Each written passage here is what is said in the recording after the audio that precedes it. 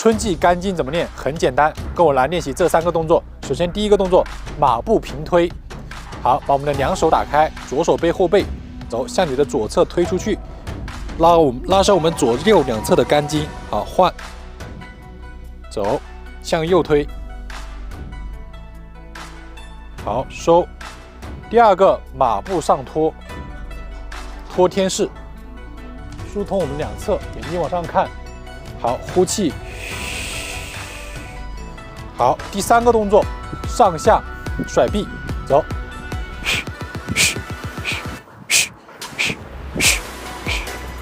好，在甩的过程中，最重要的就是发出虚字诀，然后抒发我们的郁结之气。每一组大概练2到30个。